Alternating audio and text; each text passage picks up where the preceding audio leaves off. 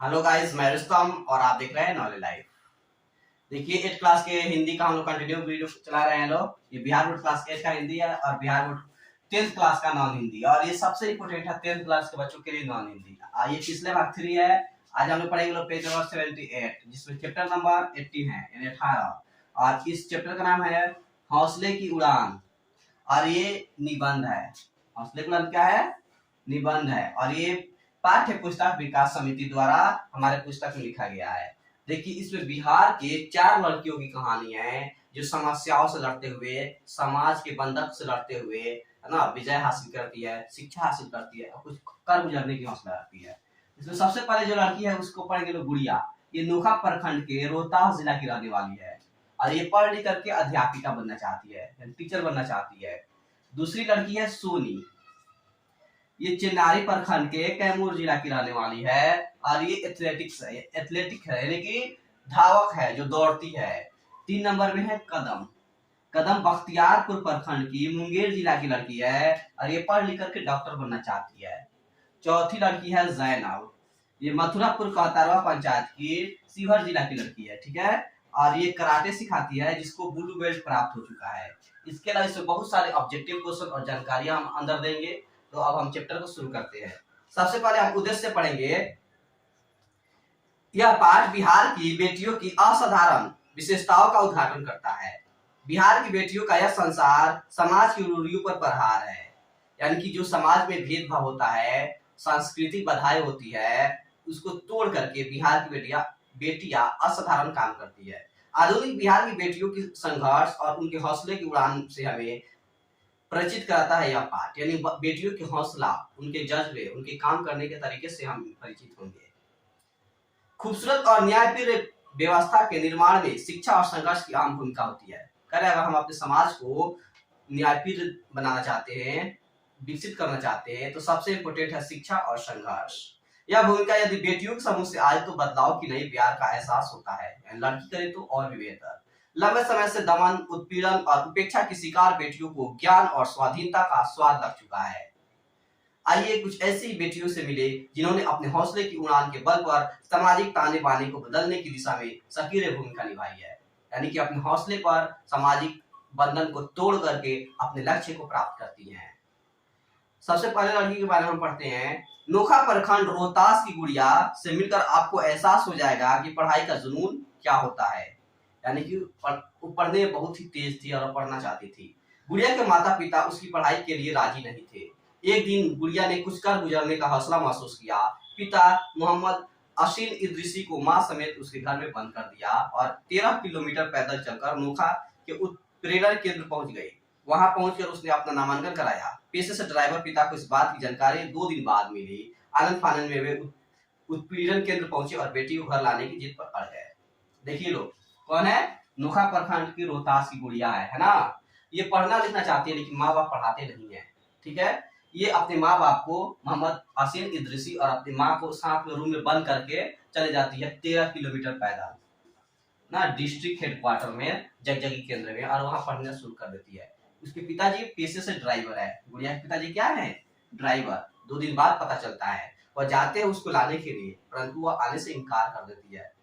पिता को समाज की बंदिशों की चिंता थी, पर गुड़िया के आगे उनकी एक न चली। कुछ समय बाद उत्प्रेरण केंद्र बंद हो गया, यानी जिला का जो है उत्प्रेरण केंद्र क्या हो गया? बंद। अब गुड़िया ने गांव के स्कूल में अपना नामांकन करा लिया है। वह पढ़ लिख कर अध्यापिका बनना चाहती है। उसका सपना है कि अपनी जैसी लड़कियों के साथ ही उन लड़कियों की भी इच्छा पूरी कर सके जिनके मन में पढ़ने की ललक तो है, पर बाधाएं जिन्हें पराजित कर देती है। गुड़िया गांव समेत अपने इलाके में मिसाल बन गई है, यानी पढ़ रही है, औरतों को जागरूकता ला रही है, बच्चों को पढ़ाने के लिए कह रही है। दूसरी है कैमूर के चिन्नारी प्रखंड के मथी गांव निवासी विष्णु शंकर तिवारी खुशी से फूले नहीं समा रहे थे। कौन? विष्णु शंकर तिवारी। दरअसल उनकी बेटी सोनी ने पूरे जिला में एथलेटिक्स प्रतियोगिता में 400 मीटर और 1600 मीटर की दौड़ में पहला स्थान प्राप्त किया था। विष्णु शंकर तिवारी जो है सोनी के पिता हैं, और उनकी बेटी रनिंग में 400 मीटर और 1600 मीटर के रेस में प्रथम स्थान प्राप्त किया, यानी कि गोल्ड मेडल लिया है। वह गांव ही नहीं पूरे प्रखंड की चहेती बन गई है। सोनी का अवसर लगातार बढ़ता गया। वह राज्य स्तरीय एथलेटिक्स प्रतियोगिता में प्रतिभागी बनकर जमालपुर गई, जहां उसने पहला स्थान प्राप्त किया। यानी कि बिहार में जो राज्य स्तर का था उसमें भी प्रथम स्थान प्राप्त कर लिया। फिर से उस राष्ट्रीय स्तर की प्रतियोगिता में राज्य का प्रतिनिधित्व करते हुए चौथा स्थान प्राप्त किया। पूरे देश में गई है ना, बिहार की तरफ से प्रतिनिधित्व किया तो चौथा स्थान प्राप्त किया। सोनी को विश्वास है कि एक दिन वो पूरे देश का प्रतिनिधित्व करेगी और देशवासियों को की उम्मीद पर खरे उतरेगी या देश के लिए गोल्ड मेडल लेकर आएगी। कौन? सोनी। ये दो लड़कियों के बारे में हम पढ़ चुके हैं। अब हम लोग पढ़ेंगे तीसरी लड़की। कदम अपने उम्र की बच्चियों से अलग है। अब वह अध्ययन विरोधी ताकतों के खिलाफ तनकर खड़ी हो जाने का हौसला रखती है, फिर भी वह इसकी परवाह नहीं करती कि सामने कौन खड़ा है। आदमी कितना खतरनाक है। गणेशपुर मुसहरी प्राथमिक विद्यालय, बख्तियारपुर परगना, मुंगेर जिला निवासी कदम। देखिए लोग, किस स्कूल में पढ़ती है? गणेशपुर मुसहरी प्राथमिक विद्यालय में पढ़ती है और बख्तियारपुर प्रखंड मुंगेर जिला में है। ठीक है। वह नरेगा कार्य स्थल के ठेकेदार के सामने बच्चों की जुलूस की नेत्री के रूप में तनकर खड़ी हो गई है। उसने ठेकेदार को साफ तौर पर कहा है कि यदि कार्य स्थल पर हमारे स्कूल का एक भी बच्चा या बच्ची काम करते दिखे तो हम आपका काम नहीं होने देंगे। यानी कदम स्कूल के बाल संसद की प्रधानमंत्री है। पिता जितेंद्र मांझी और मां शांति देवी को अपनी इकलौती बेटी पर नाज है। कदम बड़ी होकर डॉक्टर बनना चाहती है और लोगों के दुख दर्द दूर करने का जज्बा रखती है। कदम क्या है? अपने स्कूल में मॉनिटर है ना, हेडमास्टर यानी मॉनिटर है। और वह जो रोड बनता है उसमें जो ठेकेदार होता है वह स्कूल के बच्चों से काम करवा रहा था। ये जा करके लड़ती है और कहती है अगर मेरे स्कूल के बच्चों से काम करवाइएगा तो हम आपका काम नहीं होने देंगे। इसके पिता का नाम है जितेंद्र मांझी और माता का नाम है शांति देवी। ये लोग बहुत खुश है अपनी बेटी के जज्बा से और ये पढ़ लिख करके क्या बनना चाहती है? डॉक्टर। हम लोग अब अंतिम यानी चौथी लड़की के बारे में पढ़ेंगे लोग। मथुरापुर कहतरवा पंचायत शिवहर के 94 वर्षीय मोहम्मद अब्दुल रहमान खान को अपनी पोती जैनब खाना पर गर्व है। देखिए जैनब खानम, ठीक है ना, जैनब। इसके दादा का नाम क्या है?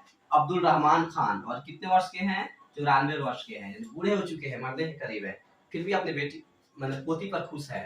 वे जैनब की उम्र दराजी के लिए अल्लाह से दुआ मांगते हैं। दरअसल दादा जैनब के जीवट और इल्म यानी ज्ञान की ललक के प्रति खासे संजीदा है, यानी वह पढ़ना चाहती है और उसके जज्बे से उसके दादा बहुत खुश है। मोहम्मद मंसूर खान एमफुल बीवी बेटी जैनब की पढ़ाई महज 3 दर्जे के बाद ही छुड़ा दी गई। वजह पर्दा प्रथा की चक्रबंदी थी, यानी कि उसके माता पिता अपने बेटी को 30 तक पढ़ाए, उसके बाद से पढ़ाई छुड़वा दिए, इसलिए क्योंकि वह हिजाब लगाकर नहीं जाती थी, यानी हिजाब की वजह से पढ़ाई छुड़वा दिए थे। लेकिन जब गांव में ही जगजगी केंद्र खुला तब एक बार फिर जैनब की ललक परवान चढ़ी। मार खाने के बावजूद वह तालीम यानी शिक्षा के लिए स्कूल जाने लगी। फिर जैनब पीछे मुड़कर नहीं देखी। अब वह बीए में पढ़ रही है। जैनब कहाँ पढ़ रही है? बीए में, ग्रेजुएशन कर रही है। ठीक है ना। गांव से जगजगी केंद्र से शुरू की थी पढ़ाई।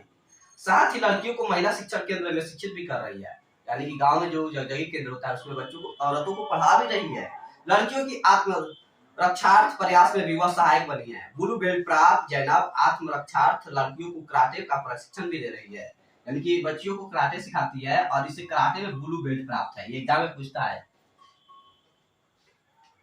आपने देखा कि कैसे दृढ़ इच्छा शक्ति और बदलाव की इच्छा रखने वाली सामान्य बेटियों ने असाधारण काम किया और समाज के हौसलों को बढ़ाया। बिहार की ये बेटियां आप सभी का आह्वान करती है, यानी आप सभी को भी आमंत्रित करती है कि आप लोग भी पढ़िए। आप लोग को माँ बाप पढ़ाना चाहते हैं, पैसा खर्च करते हैं, आप लोग पढ़ते नहीं है, आप लोग ध्यान दीजिए और पढ़ाई करिए।